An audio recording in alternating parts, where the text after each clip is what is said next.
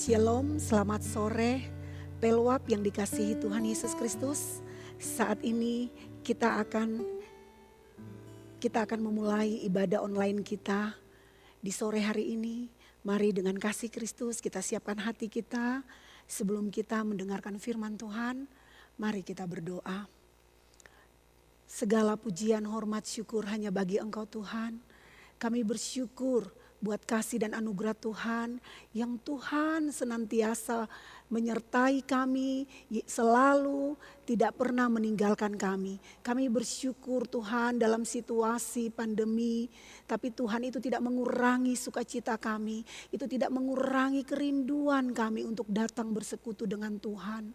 Tuhan Yesus, sekalipun kami tidak langsung bertatap muka, tapi lewat online, lewat siaran ini, kami rindu Tuhan, biarlah hadirat Tuhan menjamah setiap hati Pelwap yang mendengarkan firman Tuhan lewat HP, lewat apapun yang mereka dengarkan. Mari Roh Kudus, Engkau tolong, Engkau hadir, Engkau membawa kami untuk lebih dalam lagi mengerti dan memahami firman-Mu.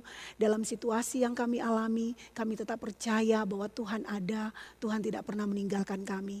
Kami siapkan hati kami yang terbaik buat firman Tuhan di sore hari ini. Mari Allah Roh Kudus ambil alih.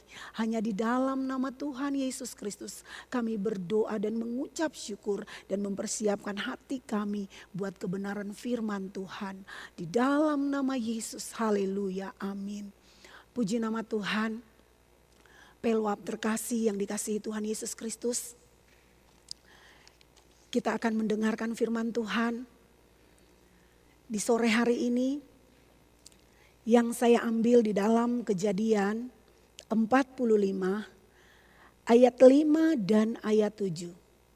Kita baca bersama-sama. Tetapi sekarang janganlah bersusah hati dan janganlah menyesali diri.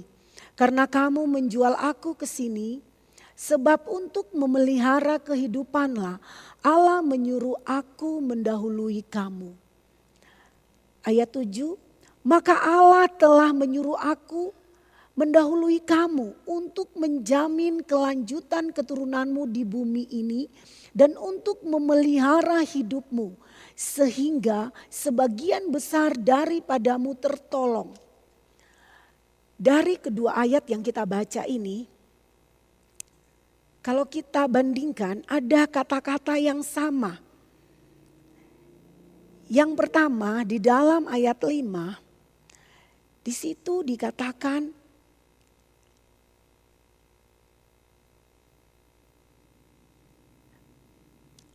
untuk memelihara kehidupanlah. Dan juga Allah menyuruh aku mendahului kamu.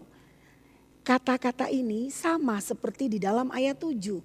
Kalau kita baca di situ dikatakan Allah telah menyuruh aku mendahului kamu untuk memelihara hidupmu. Sebelum kita lanjut di dalam pemberitaan firman Allah, saya berikan tema di sini, melihat seperti Allah melihat.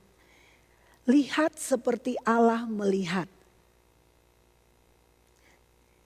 Jadi sebagai orang percaya, sebagai anak-anak Tuhan, kita harus melihat seperti Allah melihat. Seperti Yusuf di dalam kisah ini. Yusuf melihat seperti Allah melihat.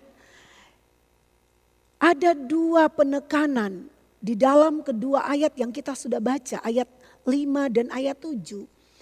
Itu ada dua hal yang menjadi tekanan.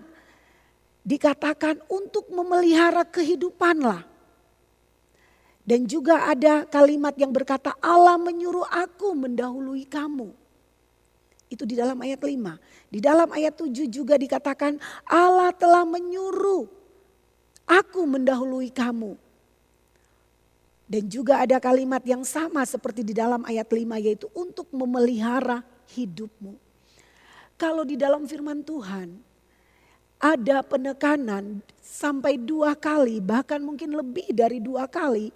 Itu berarti hal yang sangat penting yang harus diperhatikan sebagai orang percaya, sebagai anak-anak Tuhan. Kita harus melihat 2 hal ini. Dari pandangan Yusuf melihat bahwa ketika Yusuf ada di Mesir, itu bukan sesuatu kebetulan. Itu bukan karena kesalahan kakak-kakaknya menjual dia ke Mesir. Tetapi di sini Yusuf melihat seperti Allah melihat. Yusuf berkata, untuk memelihara kehidupan, Allah menyuruh aku mendahului kamu. Ini sampai dikatakan 2 kali, berarti sekali lagi itu hal yang penting. Tetapi saudara-saudara Yusuf, ada 2 pandangan di sini. Yusuf melihat seperti Allah melihat. Tetapi saudara-saudara Yusuf, mereka melihat bukan seperti Allah melihat. Tetapi mereka melihat sesuatu yang kenyataan yang memang mereka alami. Mungkin seperti saat-saat ini situasi yang sedang terjadi. Masa-masa sukar, situasi COVID, situasi Corona yang melanda bukan saja Indonesia, bukan saja Papua, bukan saja Wamena, bukan saja yang kita alami saat ini, tetapi orang lain seluruh dunia mengalaminya. Tetapi dalam keadaan seperti ini, kita sebagai anak-anak Tuhan harus melihat seperti Yusuf melihat. Kita harus belajar dari kisah ini. Yusuf melihat, dia tidak melihat kenapa saudara-saudaranya membuang dia. Kenapa saudara-saudaranya memperlakukan dia tidak adil. Kenapa saudara-saudaranya tidak memperlakukan dia selayaknya saudara. Tetapi mereka membenci dia. Tetapi dalam keadaan ini Yusuf tidak membenci saudara-saudaranya. Yusuf malah berkata kepada saudara-saudaranya, bahwa jangan bersusah hati dan jangan menyesali diri karena kamu menjual aku ke sini, sebab untuk memelihara kehidupanlah Allah menyuruh aku mendahului kamu. Ini kata-kata kalau bukan Yusuf membangun hubungan yang dekat dengan Allah, kalau bukan Yusuf bergaul dengan Allah, Yusuf mungkin tidak akan mengeluarkan kata-kata seperti ini. Tetapi Yusuf berbeda dengan saudara-saudaranya. Karena Yusuf memiliki pandangan yang berbeda. Pandangan yang benar-benar Allah sendiri memberikan dia pandangan seperti itu. Mata yang bukan dia lihat dengan mata jasmani. Tetapi mata rohani yang dia melihat jauh ke depan. Ada rencana Allah yang besar lewat kehidupan Yusuf. Firman Tuhan berkata, Yusuf tidak mempersalahkan saudara-saudaranya. Tetapi Yusuf tetap percaya bahwa lewat situasi, lewat keadaan, lewat apapun yang dia alami ada rencana Allah yang besar. Ada maksud Allah yang baik bagi Yusuf. Setiap situasi yang kita alami, marilah kita juga melihat sama seperti Yusuf melihat. Yaitu melihat seperti yang Allah lihat. Di sini dikatakan untuk memelihara, ada kata memelihara kehidupan.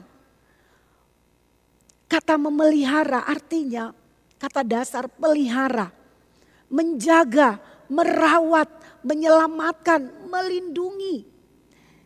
Jadi setiap proses atau situasi yang kita alami atau keadaan yang kita alami, intinya untuk mendatangkan kebaikan. Karena Allah turut bekerja dalam segala hal untuk mendatangkan kebaikan bagi orang-orang yang mengasihi Dia.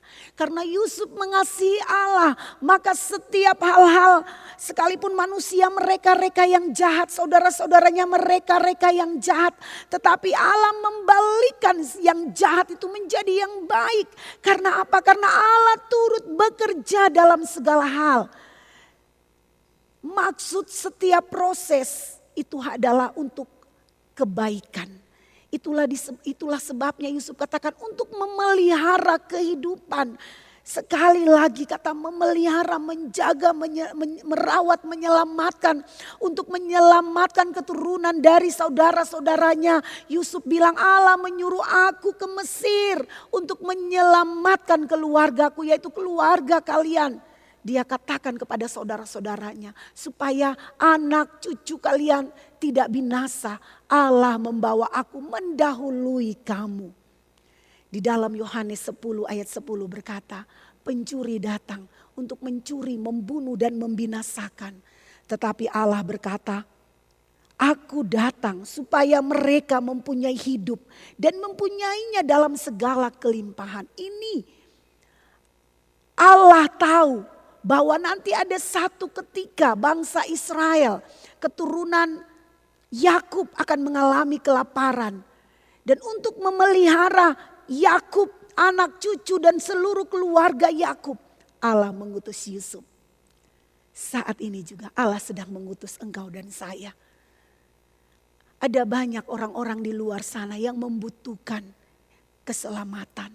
Ada banyak orang-orang di luar sana yang membutuhkan kasih Kristus, yang membutuhkan kekuatan, yang membutuhkan kasih Allah mengalir atas mereka.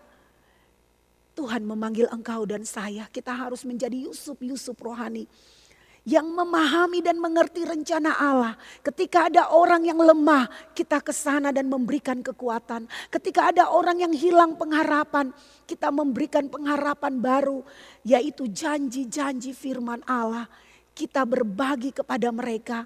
Kalau engkau dan saya memiliki pandangan seperti pandangan Allah, kita tidak akan lemah dengan situasi yang ada. Situasi yang ada tidak membawa kita untuk semakin terpuruk.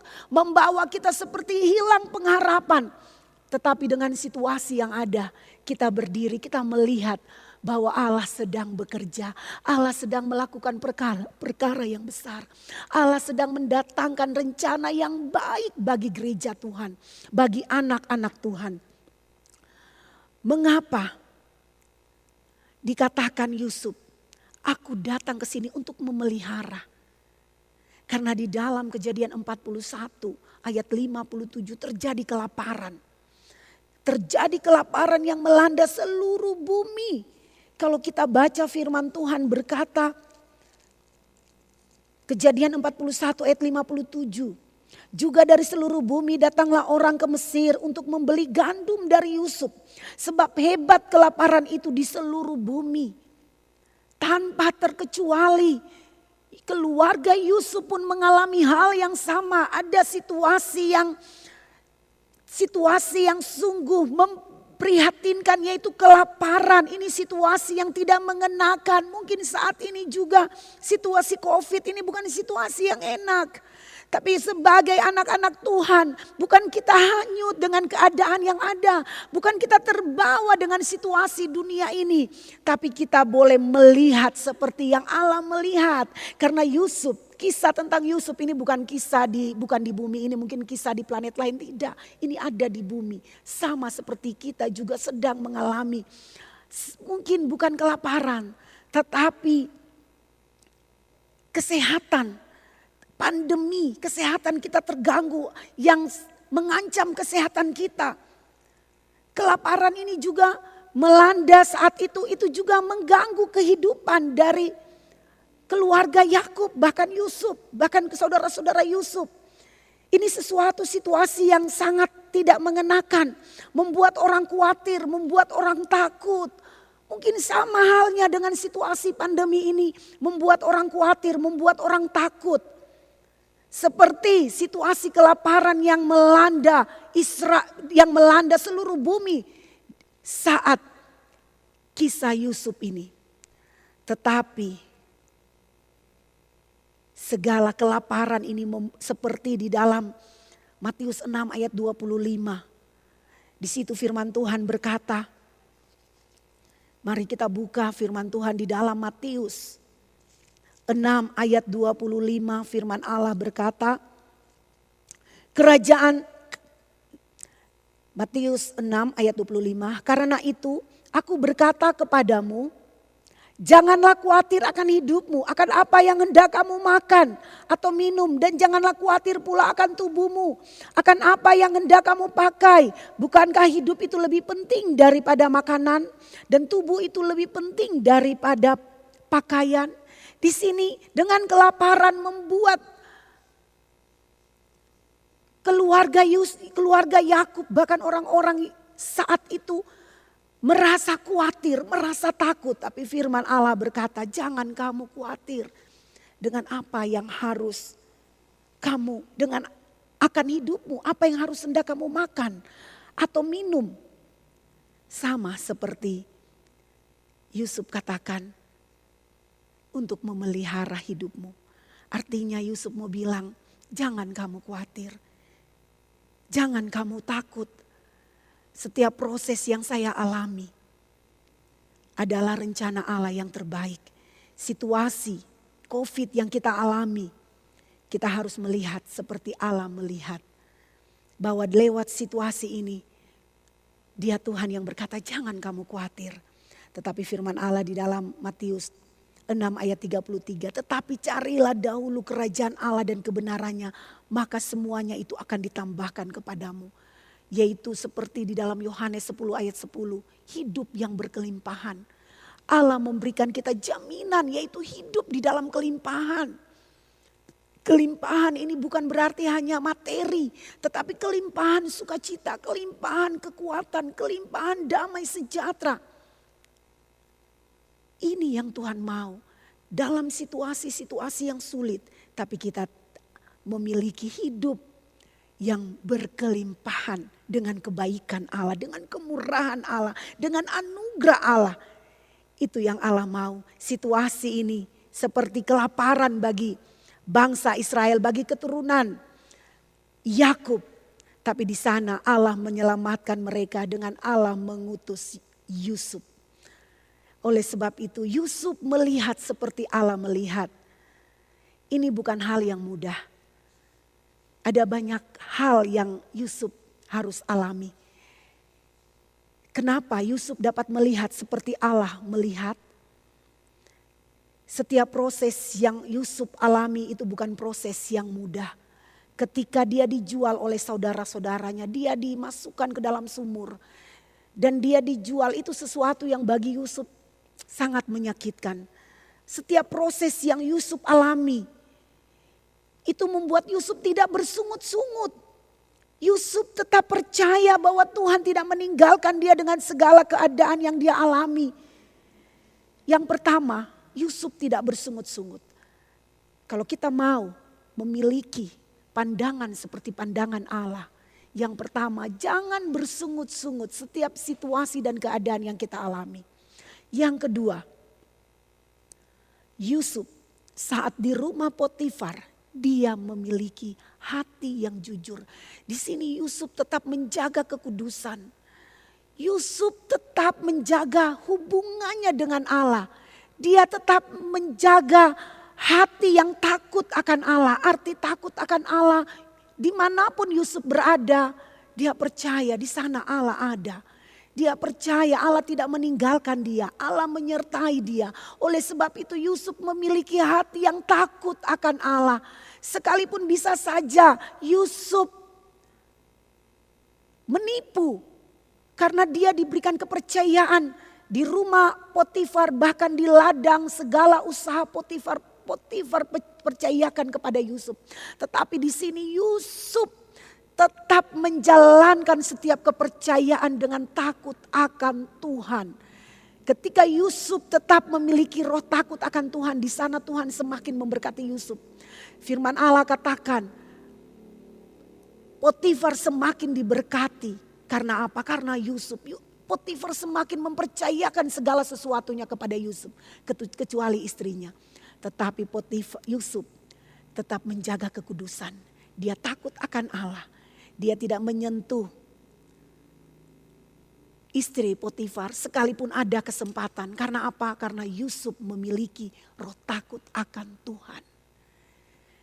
Ketika kita sebagai orang percaya, sebagai anak-anak Tuhan, kita mau supaya memiliki pandangan seperti Allah memandang.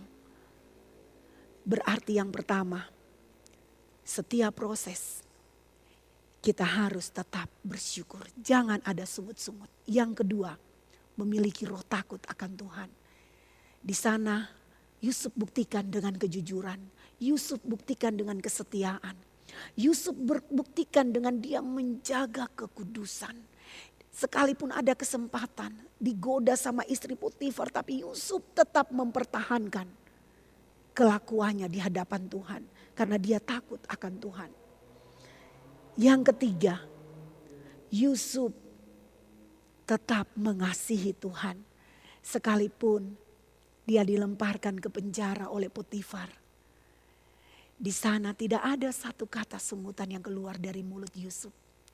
Dia tetap percaya bahwa di balik setiap proses ada rencana Tuhan, ada maksud Tuhan. Semakin dia hidup bergaul dengan Tuhan, semakin Tuhan membuka banyak hal bahwa Tuhan tetap mengasihi Yusuf.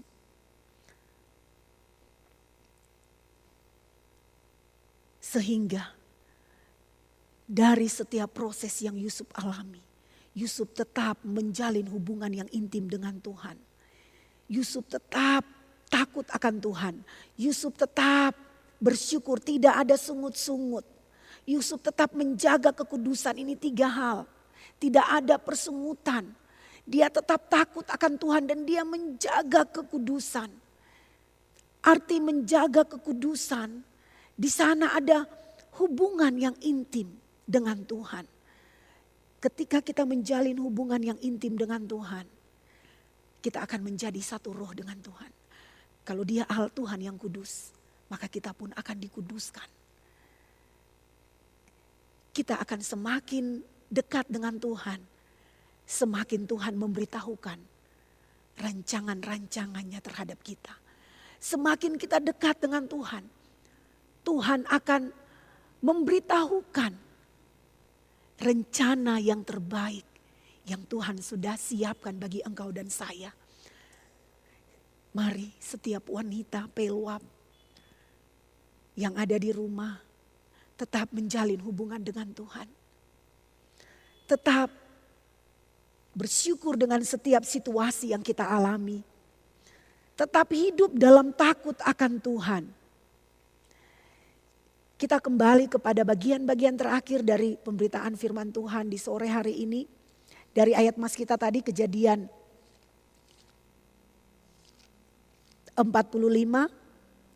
ayat 5 berkata, tetapi sekarang janganlah bersusah hati dan janganlah menyesali diri. Karena kamu menjual aku ke sini sebab untuk memelihara kehidupanlah. Allah menyuruh aku mendahului kamu. Ada kata mendahului. Jadi di sini setiap proses itu Allah membuat kita selangkah lebih maju. Setiap proses yang kita alami itu berarti ada maksud Tuhan yang baik, seperti tadi saya sudah katakan. Tuhan mau supaya kita semakin kuat di dalam Tuhan. Kita memiliki iman yang kokoh di dalam Tuhan. Karena apa? Dikatakan untuk mendahului kamu. Yusuf ini dia selangkah lebih maju. Karena apa? Dia berbeda dari saudara-saudaranya. Karena tadi 3 hal. Setiap proses Yusuf tidak bersungut-sungut. Yusuf tetap menjaga kekudusan. Dan Yusuf takut akan Tuhan. Ketika Yusuf melakukan ini, semakin Allah memperkenalkan diri Allah kepada Yusuf. Semakin Allah menyatakan dirinya kepada Yusuf. Seperti di dalam Yohanes, Injil Yohanes, ini ayat yang terakhir. Injil Yohanes 14 ayat 21.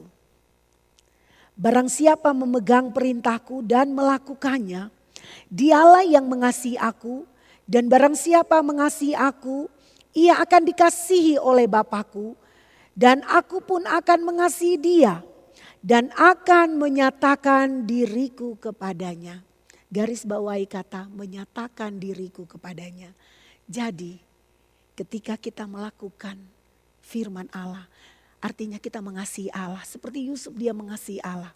Ketika Yusuf mengasihi Allah, firman Allah katakan, Allah juga mengasihi Yusuf. Allah juga, kalau kita mengasihi Allah, Allah juga mengasihi kita. Kalau Allah mengasihi kita, firman Allah katakan Allah akan menyatakan dirinya kepada kita. Karena ini firman Tuhan katakan, dan akan menyatakan diriku kepadanya. Jadi kalau kita mengasihi Allah, Allah mengasihi kita dan Allah akan menyatakan diri. Kata menyatakan diri ini Allah akan memperkenalkan diri Allah. Allah akan bilang siapa Allah bagi engkau dan saya. Kalau Allah memperkenalkan diri Allah kepada engkau dan saya, Dia akan katakan, akulah Allah penyembuh. Ketika kita tidak memiliki, kita punya ekonomi mungkin dalam situasi COVID ini juga ekonomi semakin sulit. Tapi Dia Allah yang berkata, akulah Yehovah Jireh, Dia menyediakan. Mungkin anak-anak kita yang mau kuliah, sekolah, mungkin uang kuliah, uang semester. Bahkan anak-anak yang mau masuk sekolah, begitu sulit hari-hari ini. Tapi kita punya Tuhan yang besar, Dia akan menyatakan diri. Kalau engkau dan saya sakit, Dia akan menyatakan dirinya bahwa Dia Allah penyembuh. Kalau engkau dan saya lemah, Dia akan menyatakan dirinya bahwa Dia Allah yang berkata, marilah kepadaku semua yang letih lesu dan berbeban berat. Dia akan memberikan kita kelegaan. Kalau kita putus asa, Dia akan memberikan kita pengharapan yang baru. Dia akan menyatakan dirinya. Kalau kita tidak memiliki pengharapan, Dia akan memberikan kita pengharapan. Kalau kita memiliki pergumulan yang sudah lama kita gumuli tapi Tuhan tidak jawab. Seolah-olah Tuhan engkau di mana? Tapi Dia yang katakan aku adalah aku. Ketika bangsa Israel ditekan oleh Mesir saat mereka diperbudak di Mesir. Orang-orang Israel berseru kepada Tuhan dan Tuhan menjawab. Tuhan berkata, Musa pergi, aku mengutus engkau untuk menyelamatkan bangsa Israel dari perbudakan. Tidak selamanya Allah membiarkan kita dalam situasi yang sulit. Kalau kita berseru, maka Dia Tuhan pendengarannya tidak kurang tajam untuk mendengar seru doamu. Yang di sini Allah mau engkau dan saya lebih mengenal Dia sehingga kita memiliki pandangan yang sama dengan Allah. Ketika kita lebih mengenal Dia, kita memiliki hati yang sama seperti hati Tuhan. Kita memiliki pandangan yang sama seperti pandangan Tuhan. Kita memiliki telinga yang sama, pendengaran yang sama seperti pendengaran Tuhan. Ketika ada pendengaran hal-hal yang membuat kita takut, membuat kita khawatir. Ketika engkau dan saya mengenal Tuhan, kita tidak lagi khawatir. Karena telinga kita adalah telinga Tuhan. Ketika kita mau berdoa bersyafat, kalau Tuhan Dia juga bersyafat sampai hari ini untuk orang-orang yang berdosa, untuk orang-orang yang terhilang. Dia juga mau memberikan hati itu kepada engkau dan saya. Untuk sama seperti Tuhan yang memiliki hati belas kasihan kepada jiwa-jiwa. Hari-hari ini mari kita semakin dekat dengan Tuhan. Saya akan mengakhiri firman Tuhan. Tapi saya percaya Roh Kudus tidak pernah berhenti. Roh Kudus akan berbicara terus di dalam hati kita semua. Untuk senantiasa mengingatkan kita. Untuk tetap mengucap syukur. Jangan bersungut-sungut setiap proses yang kita alami. Untuk tetap hidup takut akan Tuhan. Untuk tetap hidup menjaga kekudusan. Puji nama Tuhan, mari umat Tuhan yang dikasihi Tuhan Yesus Kristus kita berdoa. Sekalipun kita tidak langsung bertatap muka di rumah kita masing-masing. Tapi biarlah engkau dan saya tetap menjalin hubungan dengan Tuhan. Kita dalam situasi yang sulit, kita tetap menikmati hadirat Tuhan. Kita tetap menikmati keintiman dengan Tuhan. Karena ketika kita intim dengan Tuhan, Tuhan menyatakan dirinya kepada kita. Maka tidak ada sesuatu yang sulit untuk kita lakukan. Tidak ada sesuatu yang sulit untuk kita jalani di hari-hari ini. Terima kasih Tuhan Yesus. Kami bersyukur buat anugerah. Kami bersyukur buat kebenaran firman-Mu. Di sore hari ini Tuhan terima kasih.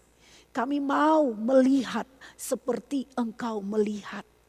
Terima kasih Tuhan Yesus. Setiap situasi, setiap proses yang kami alami, kami percaya Tuhan Engkau turut bekerja dalam segala hal untuk mendatangkan kebaikan.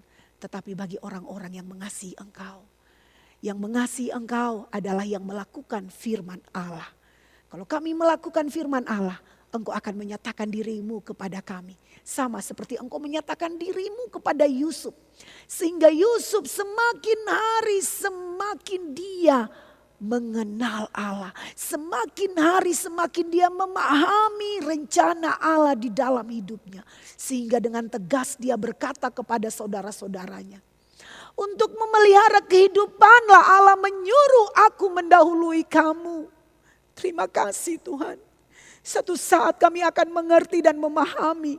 Setelah kami keluar dari situasi COVID ini, kami akan tahu bahwa Tuhan, Engkau tidak pernah meninggalkan kami. Kami akan tahu Tuhan bahwa Engkau ada bersama dengan kami. Bukan saja situasi COVID, mungkin ada wanita-wanita pelwap yang sedang mengalami pergumulan. Yang mungkin sekian lama mereka gumuli tapi sepertinya tidak ada jawaban. Tapi Tuhan, hari ini kami mau percaya kepada firman-Mu.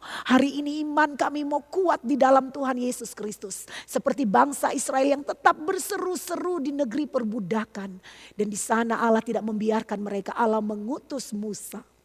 Sama halnya Tuhan, setiap seru doa kami percaya telingamu tidak kurang tajam untuk mendengar seru doa kami. Satu ketika kami akan melihat jawaban Tuhan yang luar biasa yang Tuhan berikan di dalam kehidupan kami. Terima kasih. Bangkitkan iman umat-umat-Mu agar tetap percaya dan agar tetap kuat di dalam Engkau. Kami bersyukur Tuhan buat ibadah secara online. Tapi Tuhan ini tidak mengurangi sukacita kami untuk kami menjalin hubungan kami dengan Tuhan di rumah.